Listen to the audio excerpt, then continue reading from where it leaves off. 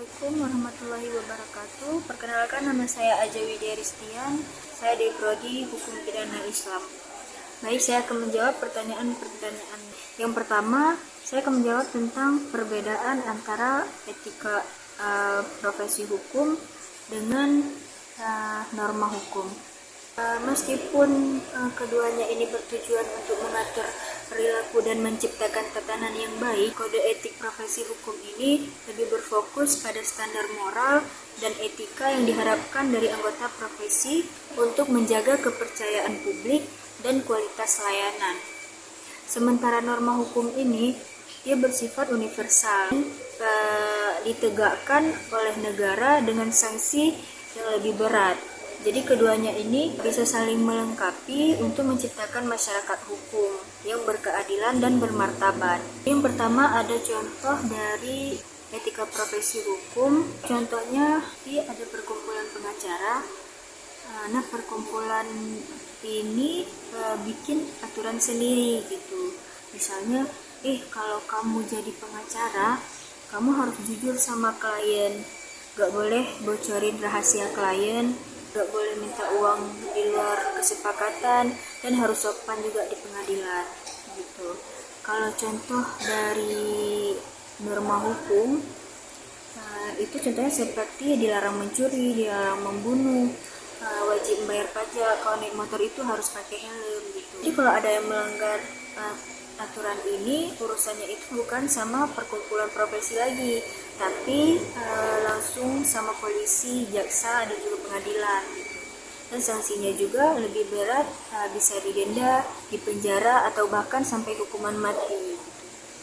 Jadi intinya perbedaannya ini, kalau kode etik itu aturannya bisa internal profesi hukum, fokus kepada etika kerja.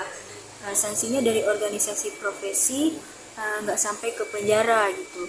Kalau norma hukum ini aturannya itu buat orang di negara, fokus ke ketertiban dan keadilan umum, dan sanksinya dari negara, yaitu seperti polisi, jaksa, hakim.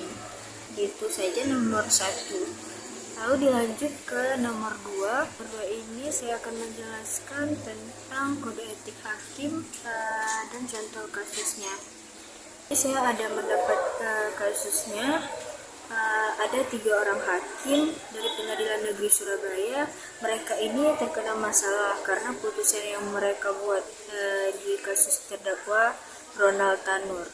Jadi Komisi Yudisial ini, lembaga yang mengawasi hakim, menilai kalau putusan para hakim itu pelanggaran etika yang berat gitu. Mereka ini dianggap salah dalam mengambil keputusan yang akhirnya membebaskan si Ronald tersebut. Nah, karena pelanggaran etika yang berat itu, jadi si Komisi Yudisial ini mengusulkan supaya ketiga hakim ini diberhentikan secara tetap, dipecat dari jabatan hakim, tapi tetap mendapatkan hak pensiunnya. Nah, jadi menurut saya cara penyelesaian masalah hakim yang melanggar etik itu harusnya, yang pertama itu prosesnya itu harus dengan terbuka dan cepat. Nah, maksudnya itu masyarakat itu harus tahu apa yang terjadi dan kasusnya biar gak berlarut-larut gitu. Yang kedua, sanksi atau hukumannya itu harus tegas dan juga adil. Jadi nggak boleh pilih kasih atau cuma untuk sentilan saja kalau salahnya berat. Jadi ini penting biar ada efek jerah, dan semua hakim itu biar disiplin gitu. Yang ketiga itu, setiap ada kasus harus jadi pelajaran buat memperbaiki sistem. Jadi kita itu bisa tahu di mana letaknya kelemahan, dan buatlah aturan atau pengawasan yang lebih baik biar kejadian tersebut itu nggak gampang terulang lagi. Dan yang terakhir, pihak yang mengurus kasus ini atau komisi yudisial tersebut harus bebas dari campur tangan pihak lain, supaya keputusannya itu murni dan adil gitu. Sumber yang saya ambil tentang kasus tersebut ada di link pelanggaran etik berat 3 hakim PN Surabaya membebaskan Ronald Tanur. Detik.com. Baik, yang ketiga saya akan menjelaskan dan sebutkan kode etik advokat dan dasar hukum profesi advokat, dan juga serta kasusnya, contoh kasusnya. Jadi kode etik pengacara atau advokat ini itu aturan main atau panduan sikap buat para pengacara supaya para pengacara ini kerja dengan benar, jujur, dan juga terhormat. Kode etik advokat ini adalah seperangkat nilai dan norma yang mengatur tingkah laku advokat. Jadi intinya kode etik ini memastikan pengacara itu profesional dan punya integritas. Jadi seperti profesionalnya itu seperti sikap pribadi pengacara gitu. Pengacara itu harus menjunjung tinggi kebenaran, keadilan, dan kejujuran juga. Terus yang kedua ada hubungan dengan klien. Itu pengacara wajib menjaga kerahasiaan klien gitu, memberikan informasi yang jujur juga. Terus yang ketiga ada hubungan dengan sesama pengacara. Sesama pengacara ini dia harus saling menghormati, menjaga etika, dan tidak saling menjatuhkan. Terus yang keempat ada hubungan aparat dengan penegak hukum, jaksa, polisi, dan juga hakim. Jadi pengacara itu harus profesional, tidak melakukan tindakan yang merendahkan. Terus yang kelima ada sikap di persidangan. Pengacara itu harus menjaga ketertiban, menghormati pengadilan, dan tidak melakukan tindakan yang menghambat jalan persidangan. Terus yang keenam ada pemerasan jasa, yaitu ada batasan mempromosikan diri. Pengacara tidak boleh pasang iklan yang berlebihan atau menyesatkan. Terus yang terakhir ada tindakan dan sanksi. Ada mekanisme penegakan kode etik dan sanksi bagi advokat yang melanggarnya. Jadi aturan hukumnya atau dasar hukum advokat ini ada pada Undang-Undang Nomor 18 Tahun 2003 tentang advokat. Ini adalah payung hukum utama yang mengatur segala aspek tentang profesi advokat di Indonesia, mulai dari syarat-syarat untuk menjadi advokat, organisasi advokat, hak dan kewajiban mereka juga, sampai ke soal penegakan kode etiknya. Undang-undang ini juga yang memberikan legitimasi hukum bagi profesi advokat. Itu sumbernya dari Undang-Undang Nomor 18 Tahun 2003 Peraturan PBK. Terus ada contoh kasus pengacara nakal dan bagaimana cara mengurusnya. Contohnya itu yang pertama seperti melantarkan klien. Ini sering terjadi, pengacara itu sudah dibayar tapi kasus kliennya tidak diurusin sama advokat ini, tidak ada kabar atau bahkan sulit juga dihubungi klien. Jadi klien ini merasa terlantarkan ya. Baik, saya akan menjelaskan nomor 4 itu tentang jaksa. Jaksa adalah pejabat fungsional yang memiliki wewenang untuk bertindak sebagai penuntut umum dan pelaksana putusan pengadilan yang sudah berkekuatan hukum tetap. Jadi mereka ini adalah bagian penting dari sistem peradilan. Sama seperti pengacara, jaksa itu juga punya kode etik dan aturan mainnya. Jadi kode etik jaksa itu sering disebut sebagai Krama Adiaksa dan diatur lebih lanjut dalam pengaturan Jaksa Agung tentang kode etik perilaku jaksa. Jadi kode etik jaksa ini adalah panduan sikap dan perilaku bagi setiap jaksa dalam menjalankan tugas dan tanggung jawabnya. Jadi ada kepribadian jaksa ini, dia bersifat jujur, profesional, dan juga bertanggung jawab, berintegritas tinggi, tidak memihak, dan menjaga nama baik profesi. Dan aturan hukumnya itu ada pada Undang-Undang Nomor 16 Tahun 2004 tentang Kejaksaan Republik Indonesia atau Undang-Undang Kejaksaan. Ini adalah undang-undang payung yang mengatur secara menyeluruh mengenai tugas, fungsi, wewenang, susunan organisasi, hingga kode etik dan pemberhentian jaksa.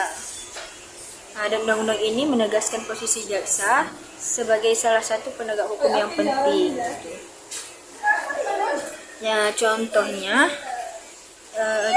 itu yang pertama ada penerimaan suap, yaitu jaksa ini menerima uang, hadiah, atau fasilitas lain dari pihak berperkara atau pihak ketiga agar kasusnya itu berjalan sesuai keinginan pemberi.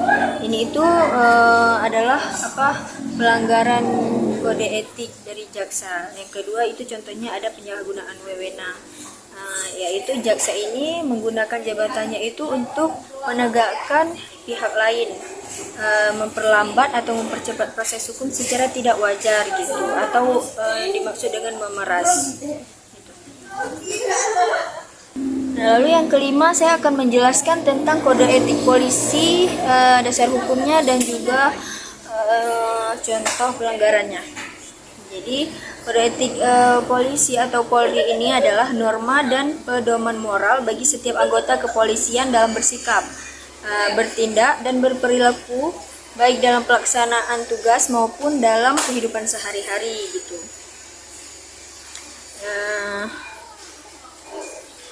Jadi isinya itu meliputi yang pertama etika kenegaraan, yaitu setia dan taat pada Pancasila, Undang-Undang 1945, NKRI, dan Bhinneka Tunggal Ika. Jadi polisi ini harus menjadi penjaga ideologi negara dan tidak boleh terlibat dalam kegiatan yang bertentangan dengan hal-hal tersebut. Dan juga menjunjung tinggi hak asasi manusia ataupun yang dinamakan dengan HAM dalam setiap tindakan. Jadi polisi ini wajib menghormati dan melindungi HAM setiap warga negara. Dasar hukum etika kepolisian ini diatur dalam Undang-Undang Nomor 2 Tahun 2002 tentang Kepolisian Negara Republik Indonesia atau Undang-Undang Polri. Ini adalah undang-undang payung yang mengatur segala aspek mengenai Polri, mulai dari fungsi, peran, wewenang hingga pembinaan karir dan penegakan disiplin dan kode etiknya juga. Terus ada contohnya, contoh kasus yang melanggar kode etik kepolisian itu. Yang pertama ada pungutan liar atau pungli. Yaitu meminta atau menerima uang di luar ketentuan resmi, misalnya saat menilang, mengurus SIM, atau dalam penyidikan. Yang kedua ada contoh penyalahgunaan wewenang, menggunakan jabatan atau kekuatan untuk menekan pihak lain, melindungi kejahatan atau memeras. Lalu saya akan menjelaskan yang terakhir, nomor 6. Jadi ada nomor 6 ini ada PPAT dan juga notaris. Yang pertama saya menjelaskan tentang notaris. Notaris ini adalah pejabat umum yang berwenang membuat akta otentik atau akta yang punya kekuatan pembuktian sempurna dan kewenangan lainnya. Kode etik notaris ini adalah aturan perilaku yang harus dipatuhi oleh setiap notaris dalam menjalankan jabatannya. Ini itu diatur oleh Ikatan Notaris Indonesia atau INI, Organisasi Profesi Notaris. Isinya ini sangat menekankan pada kejujuran, ketidakberpihakan, dan kerahasiaan. Yaitu meliputi yang pertama ada netral dan tidak memihak. Yaitu notaris ini wajib bertindak netral, jujur, seksama, mandiri, tidak berpihak, dan menjaga kepentingan semua pihak yang terkait dalam suatu akta. Yang kedua ada kerahasiaan jabatan, yaitu kunci utama. Notaris ini wajib menjaga kerahasiaan isi akta dan keterangan lain yang diperolehnya dari klien gitu. Yang ketiga ada profesional dan kompeten. Notaris ini harus terus meningkatkan pengetahuan hukumnya dan menjalankan tugas dengan profesional, teliti dan juga cermat. Terus aturan hukumnya itu atau dasar hukumnya itu diatur dalam Undang-Undang Nomor 2 Tahun 2014 tentang perubahan atas Undang-Undang Nomor 30 Tahun 2004 tentang jabatan notaris. Yaitu adalah undang-undang utama yang mengatur segala hal tentang notaris, mulai dari syarat menjadi notaris, kewenangan, kewajiban, larangan, hingga sanksi dan pengawasan terhadap notaris. Gitu. Terus ada contoh kasus yang melanggar kode etik notaris itu yang pertama tidak jujur atau berpihak. Yaitu seperti notaris ini sengaja memihak salah satu pihak dalam pembuatan akta atau pemalsuan data. Yang kedua ada membocorkan rahasia klien. Yang ketiga ada tim memverifikasi data, yaitu membuat akta tanpa memeriksa keabsahan dokumen pendukung atau identitas para pihaknya. Nah, yang terakhir ini ada tentang lalu yang terakhir ada kode etik PPAT. Kode etik PPAT ini adalah aturan perilaku yang dibuat dan ditegakkan oleh Ikatan Pejabat Pembuat Akta Tanah atau IPPAT. Isinya ini mirip dengan notaris, tapi lebih spesifik ke urusan tanah gitu.